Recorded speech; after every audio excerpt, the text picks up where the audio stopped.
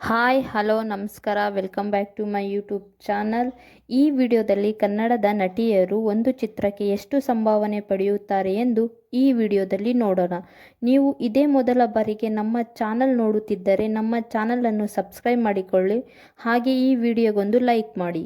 ನಟಿ ರಚಿತಾ ರಾಮ್ ಒಂದು ಚಿತ್ರಕ್ಕೆ 1 ಕೋಟಿ ಸಂಭಾವನೆ ಪಡೆಯುತ್ತಾರೆ. ನಟಿ ರಾಗಿಣಿ ಒಂದು ಚಿತ್ರಕ್ಕೆ 80 ಲಕ್ಷ ರೂಪಾಯಿ ಸಂಭಾವನೆ ಪಡೆಯುತ್ತಾರೆ.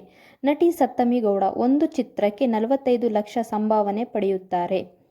ನಟಿ ಪ್ರಣೀತಾ ಸುಭಾಷ್ ಒಂದು ಚಿತ್ರಕ್ಕೆ 1 ಕೋಟಿ ಸಂಭಾವನೆ ಪಡೆಯುತ್ತಾರೆ. ನಟಿ ಶ್ರೀಲೀಲಾ ಒಂದು ಚಿತ್ರಕ್ಕೆ 2 ಕೋಟಿ ಸಂಭಾವನೆಯನ್ನು ಪಡೆಯುತ್ತಾರೆ. ನಟಿ ರಶ್ಮಿಕಾ ಮಂದಣ್ಣ ಒಂದು ಚಿತ್ರಕ್ಕೆ 6 ಕೋಟಿ ಸಂಭಾವನೆಯನ್ನು ಪಡೆಯುತ್ತಾರೆ. ನಟಿ ಶಿಲ್ಪಾ ಶೆಟ್ಟಿ ಒಂದು ಚಿತ್ರಕ್ಕೆ 2 ಕೋಟಿ ಸಂಭಾವನೆಯನ್ನು ಪಡೆಯುತ್ತಾರೆ. ನಟಿ ತ್ರಿಷಾ ಕೃಷ್ಣ ಒಂದು ಚಿತ್ರಕ್ಕೆ 10 ಕೋಟಿ ಸಂಭಾವನೆಯನ್ನು ಪಡೆಯುತ್ತಾರೆ. ನಟಿ ಜ್ಯೋತಿಕಾ ಒಂದು ಚಿತ್ರಕ್ಕೆ 2 ಕೋಟಿ ಸಂಭಾವನೆಯನ್ನು ಪಡೆಯುತ್ತಾರೆ. ನಟಿ ನಯನತಾರಾ ಒಂದು ಚಿತ್ರಕ್ಕೆ 12 ಕೋಟಿ ಸಂಭಾವನೆ ಪಡೆಯುತ್ತಾರೆ.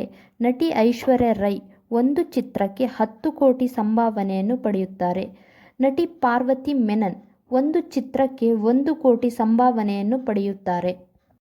ನಟಿ ಅಮಲಾ ಪೌಲ್ ಒಂದು ಚಿತ್ರಕ್ಕೆ 2 ಕೋಟಿ ಸಂಭಾವನೆಯನ್ನು ಪಡೆಯುತ್ತಾರೆ. ನಟಿ ದೀಪಿಕಾ ಪಡುಕೋಣೆ ಒಂದು ಚಿತ್ರಕ್ಕೆ 25 ಕೋಟಿ ಸಂಭಾವನೆ ಪಡೆಯುತ್ತಾರೆ.